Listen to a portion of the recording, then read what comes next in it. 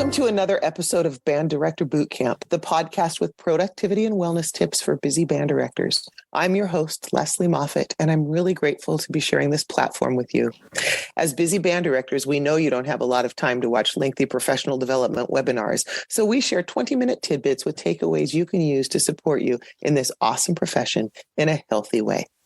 And today we have with us Mark L Caspersen, who has just entered. He'll be going into his 36th year of teaching.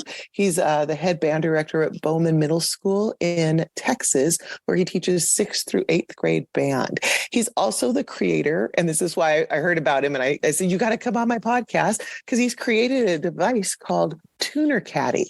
And it's more than just how to help kids tune. They can find apps for that. This is more, it's turned into a process.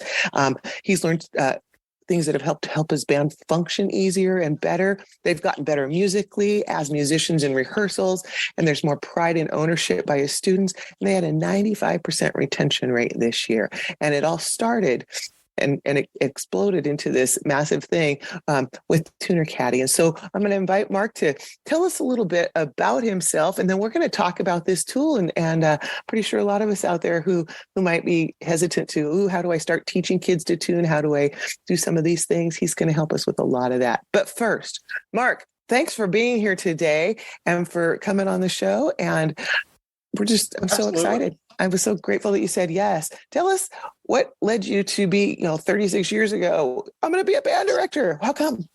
I think my biggest mentor was my middle school band director. And so it started there, and it's been 36 years and it's been great. I've taught from small rural schools in Kansas to, large 6As in Oklahoma. And now I'm in Plano teaching in a Bowman Middle School. It's pretty awesome. Yeah. So a little bit of different variety, so you can, as you're talking, you can see that picture of how this could apply in a variety of school settings. And because you've been going around and working and doing conferences and doing so much of that, I'm sure the feedback you're getting is helpful too, because all of us have different situations we're in, but you can give us some examples of how this works in different ones. So we're going to talk about Tuner Caddy, but I want you to tell us why did you create this device? What was going on in your program or whatever that made you say, I really need to do something? We've had the kids purchase personal tuners, the cord tuners with the clip-on mics, and we've been using them for a while, but we hadn't really been using them until this last year to a great degree. The year before at UIL, we were recording to send off to the Mark of Excellence contest. And in the middle of our UIL contest, in the middle of a slow tune, one of our personal tuners fell off the stage and ruined the recording. And that really upset me. So I thought about it and came up with the solution of getting a device to put on the music stand that holds the tuner away from the music and secures it onto the stand. And so I taught myself how to 3D print. I taught myself how to design, printed it, got a patent manufacturer, and so Tuner Caddy is in existence, and it's really cool. I feel like you should be on Shark Tank. Everybody says sounds like that pitch. I'm like, I feel like, will somebody give you? Everybody says that. Well, it's been said so many times to me, and I say, well, when band directors find out what it is, I won't need Shark Tank. That's right. Well, we're going to get the word out there. So explain what it looks like in your classroom. Like, do you have these tuners? What does it look like? Do they come in with them? Just give us a visual. Yeah.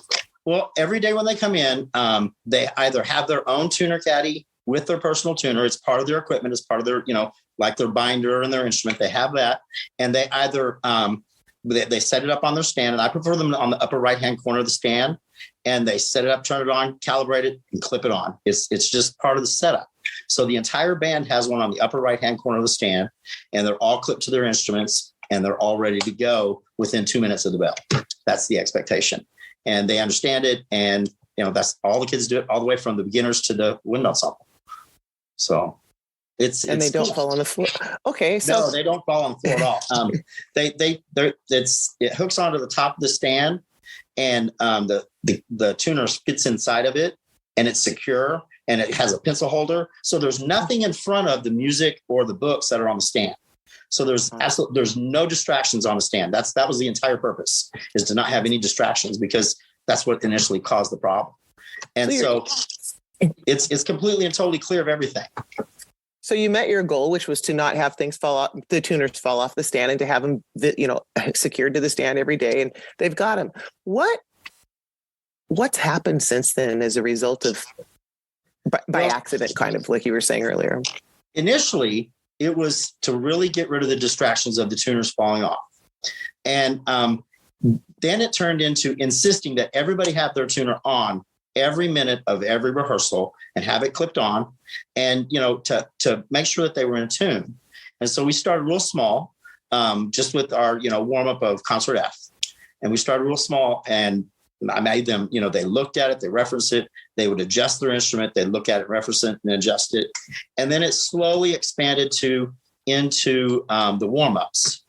And checking every note of the long tones 1A from the Foundations book, or line 1 of the Habits of a Successful Musician.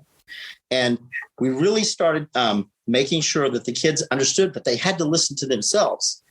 Kids are so visual learners right now, that just being able to make that green light light up and that straight line is such a big deal to the kids, and it becomes a game to them.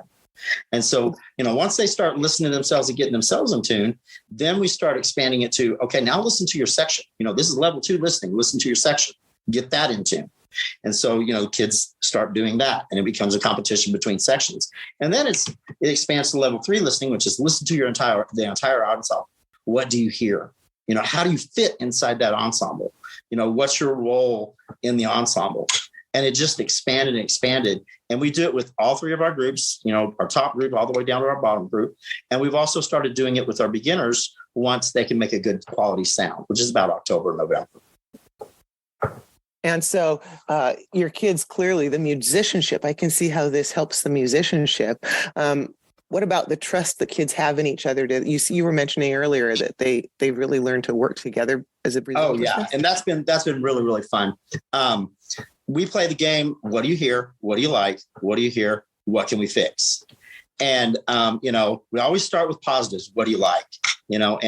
And sometimes the kids will, call themselves out and say, I really think I'm playing really well today. And I'll have them play it so I can find my little mini stars. And they'll all listen, and, we'll agree or we'll disagree. And then we say, okay, what can we fix? And it might be someone in the warm up saying, hey, there's something wrong in the tuba section.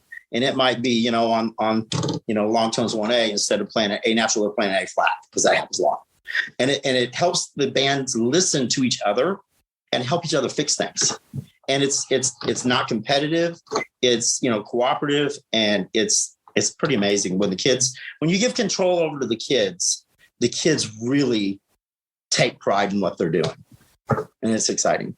Yeah. And you've taught for a very long time, and you said you just started using, have you had tuners on stands for a long time, or have you taught the process differently now? Recently? I teach it differently now. I've had tuners on stands, probably for 10 years, but I never trusted the kids enough, or I never really understood that they didn't understand tuning. And so my ears were bad. So once we started, tuning and really focusing on getting everyone in tune, all of a sudden, my mind was blown because the things that I hadn't been hearing, because I started singing, and that really helps. And then they started singing, and that helps, get that internalization of the pitch in their head. And it's been amazing. I mean, it's just been amazing. I hope people heard what you just said, is that at first it was hard for you, is basically what you said. And you learned along with your students. What a great way to model that. Oh, yeah. I had to step out of my comfort zone for sure, because like most band directors, I'm a control freak. Oh, yeah. And I had to learn to trust my kids and really trust them, and not say, okay, push in, pull out, and stuff. But once I started listening and really trusting that they were listening, it started getting really easy to find the little pockets of intonation, or the one person that was out of tune. And so I might just, point in one direction and say, okay, somebody over here needs to check. And then all the people over there are checking, and they're figuring it out. And it's getting so much cleaner, so much quicker. And it takes a lot of the burden off of the director when you can, trust the kids to take care of the problem. Mm-hmm. And that's ultimately what we want. We want the kids to be doing the learning, or they're doing that learning when they've taken that ownership. And that's what band's all about, is that collaboration and stuff. And you teach it in a way, I'm fascinated with the Tuner Caddy, but also just the explanation of how you've been teaching this, I think, is helpful for a lot of teachers to listen to and to go, ooh, I'm going to try that a little differently and maybe be a little more successful. Absolutely. So before we get to our final question, I just want to invite all of our listeners to take a minute and think about how you can put some of these practices we've been talking about on our different Band Director Bootcamp podcasts into practice in your own life. Welcome, Band Director Bootcamp listeners.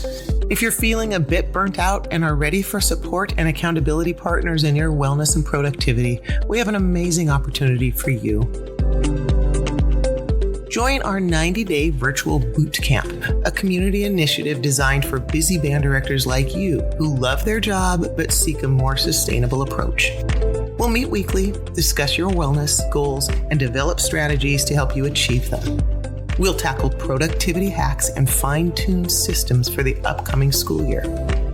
With 35 years of experience, I've got some tricks and tips up my sleeve that I can't wait to share. So, as we move into a new season of our lives, if you want to feel empowered and supported by like-minded individuals, this is your chance. Reach out to me at banddirectorbootcamp.com or click on the link in our show notes to schedule a 15-minute call. Let's ensure this is the right fit for you, get you signed up, and embark on this wellness journey together. Because together, we rise. All right, we are back again with Mark Caspersen, band director and inventor of Tuner Caddy. And before we let you go, I wanted to ask you one more question, because you and I have been doing this since both of us same amount of years. So it's been a minute. Things have changed a little since we'd started, haven't they? They certainly have. I didn't have a computer till my 7th year of teaching. And then I didn't really use it for much of anything, because I was like, why would I need a computer? And then you and me at our ages, going through online teaching, and, we've seen a lot of things. We've seen a lot of changes. We have an opportunity at our stage of the game to give back to our communities and to, clearly you and I love what we do, or we wouldn't have been doing it for so long. But I'm going to ask if you have any specific advice for some folks that are just beginning this amazing journey as band directors, anything that might help them with longevity, or in this career, or something that you wish you had known at the beginning of your career that you might have done differently? First of all, develop great relationships with your kids. That is so important and so critical. And it's not hard. You just have to care. And another thing is, once you get the kids listening and using their ears, it can be expanded to so many other things like musical phrasing, articulation, dynamics, all that stuff. You have to be able to let yourself trust the kids. And once they know that you trust them to make the right decisions or help you come to the right decisions with them, it's a collaboration in class, and it's really magical. It's super fun. Mm-hmm. And this is just, again, another tool that's combined with the, a lot of the skills and the technique and the art of teaching as well. Absolutely. But if you can be consistent and provide a place for that tuner and the pencil, like you said, the pencil right there. Yep. No excuses now. You make it so easy and obvious. And it's part of my grade check every day. Yeah. And that's a great, awesome thing. So let's say we got some band directors out there going, hey, that Tuner Caddy idea, I just got a grant for something like this, or I could get a grant, or I could use this in my classroom. I could see how this would be. How would they get in touch with you or find out more? Do you have a website? How could they learn? I have a website. It's tunercaddy.com. And, or they could email me at tunerc@tunercaddy.com. And I love talking about it. It's really changed my perspective on how I teach my kids. And I'm super excited about what it can do for kids and directors all across. It's great. Yeah, I love your enthusiasm when we first started talking about this. And so clearly it's something that's working. And I mean, you tens of thousands of these already out there, you guys. So it's obviously resonating. And are you finding that people in different kinds of school settings are using them, or just in like the big schools? Or oh no, it's in all schools. I have rural communities. I sent a set up to Anchorage, Alaska just this morning. And then I've got kids that are bands that are going to Midwest that are taking them and using them at Midwest. It actually premiered at Midwest last year. That's pretty sweet. So, yeah. And I know booster groups and a lot of PTAs and stuff, this kind of thing would be, you can measure the tuning. We can see improvement. Absolutely. And all of that. So be an easy way to write a grant. Chat GPT, put a grant together for something like this. So yeah, check out tunercaddy.com, you guys. Maybe you'll run into Mark at some of the conferences where he's got a booth a lot of the times. Go chat with him and you will find out everything you ever wanted to know about these and more. He's just awesome to visit with. Thank you, Mark, for giving up a day this summer to come in and do this. And to all of you who are out there listening to Band Director Boot Camp, all of you making a difference in kids' lives through the magic of music education every single day. The work you do matters, and so do you. Join us next time on Band Director Boot Camp for another episode of productivity and wellness tips to make your life a little easier.